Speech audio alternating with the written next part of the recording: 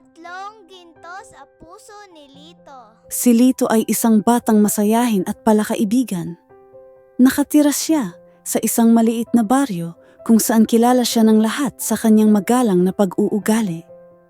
Isang araw, habang naglalakad siya pauwi, galing paaralan, may nakita siyang pitaka sa daan.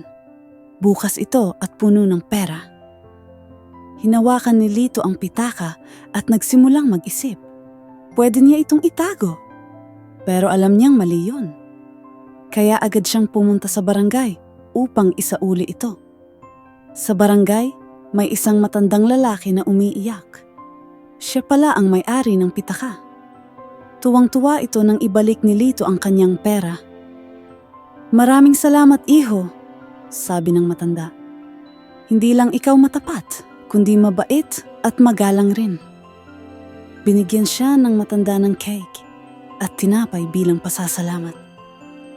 Ang puso ni Lito ay may 3 ginto: katapatan, kabutihan, at paggalang.